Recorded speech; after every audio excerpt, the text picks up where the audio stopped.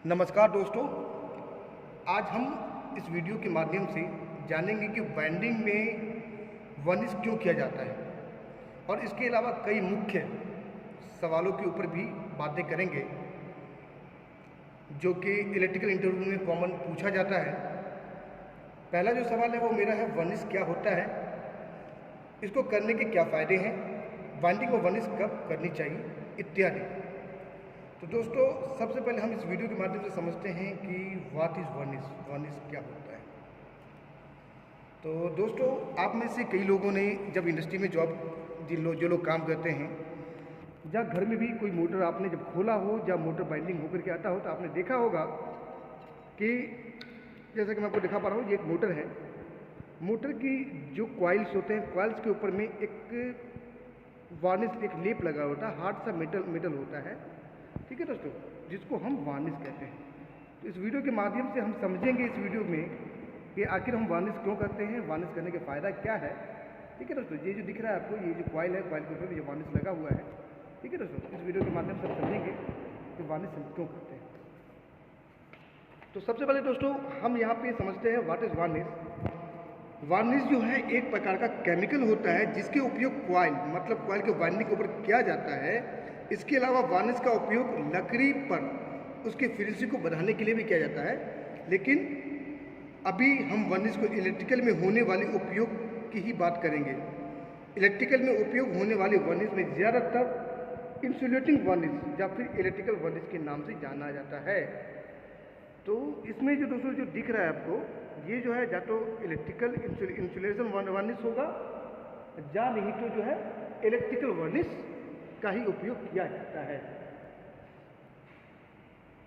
अब दोस्तों सवाल आता है, वार्निश किस प्रकार की बाइंडिंग पे किया जाता है, तो ये भी आपको समझना होगा। ठीक है दोस्तों, तो इसको समझने के लिए आपको इस सवाल का जो जवाब ये है, काफ़ी सिंपल है, क्योंकि वार्निश का उपयोग इलेक्ट्रिकल की सभी कॉइल बाइंडिंग पर किया जाता है। इलेक्ट्रिकल का जो भी मोटर की बाइंडिंग होगी, जो भी कॉइल का बाइंडिंग किया जाएगा, उसके ऊपर वार्निश किया ही जाता है। अब चाहे बाइंडिंग कॉपर के वायर से बनी हो या फिर एल्युमिनियम के वायर से हो, इस बात से कोई फर्क नहीं पड़ता है। आपको इलेक्ट्रिकल की सभी प्रकार की बाइंडिंग पर वार्निश होते ही दिख जाएगी। ये जो कॉइल दिख रहा है दोस्तों, चाहे ये कॉपर का हो या एल्युमिनियम का हो, ठीक है दोस्तों, कॉपर का हो या एल्युमिनियम का हो, हर प्रकार के बाइंडिंग के ऊपर में वार्निश किया जाता है।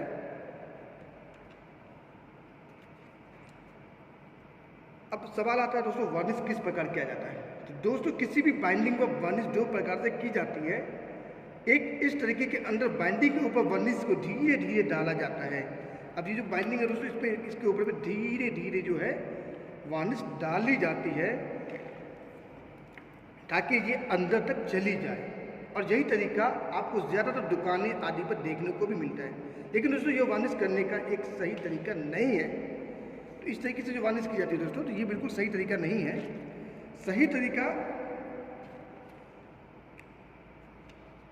इस तरीके वार्निश करने के कारण सभी जगह कॉइल के अंदर तक वार्निश नहीं जा पाती है, जिसके कारण हमें बर्निंग करने में मिलने वाला फ़ायदा नहीं मिल पाता है। वार्निश करने का सही तरीका दोस्तों आप समझते हैं, जब कभी हमें किसी बाइंडिंग को वार्निश करना होता है तो उससे हम बाइंडिंग को वार्निश के अंदर कुछ सेकंड तक डुबो दिया जाता है। अब ये जो कॉइल है दोस्तों, इसको क्या करेंगे, हम किसी बर्तन में या किसी प्लेट में या किसी भी इसमें जो है हम वार्निश को रख करके इसको टोटली डिप कर देते हैं।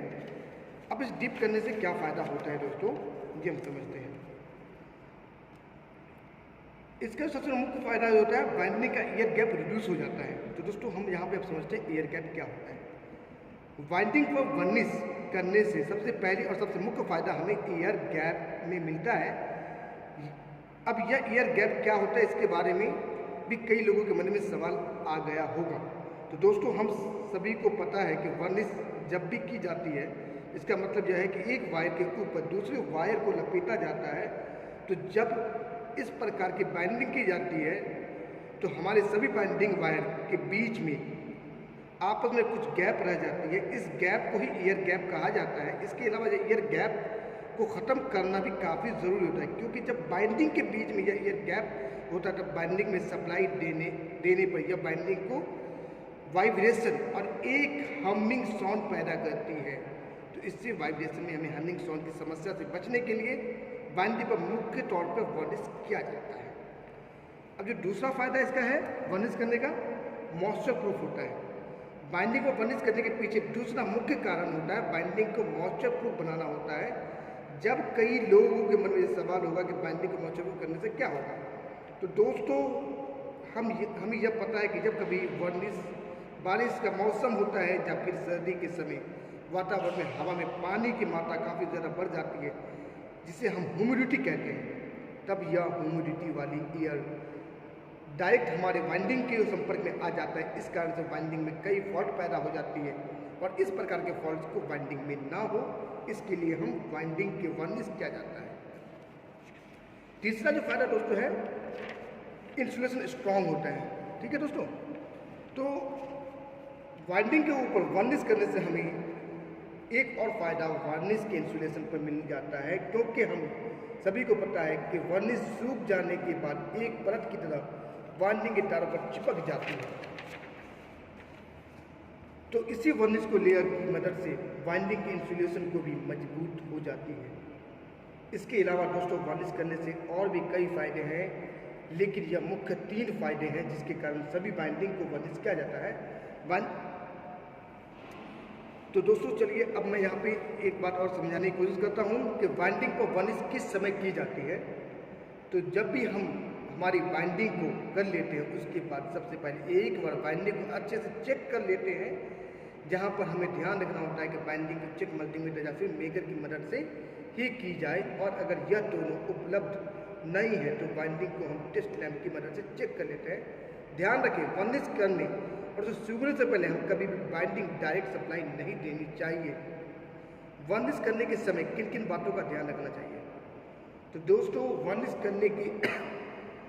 वर्निश किसी भी बाइंडिंग की लाइफ पर काफ़ी ज़रूरी पॉइंट है। अगर हम बाइंडिंग पर सही से वर्निश करते हैं तो उसे बाइंडिंग की उम्र 80% कम हो जाती है।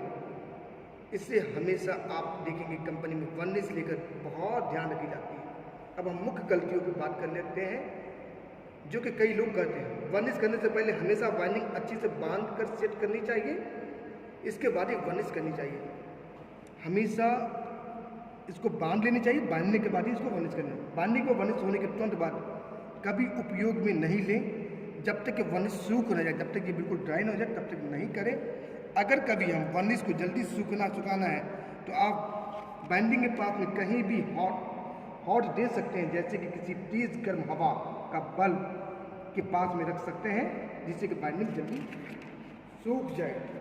दोस्तों उम्मीद है कि आज आपको इस वीडियो के माध्यम से मोटर के बाइंडिंग के वर्निश से जुड़ी कई सवालों के जवाब मिल गए होंगे।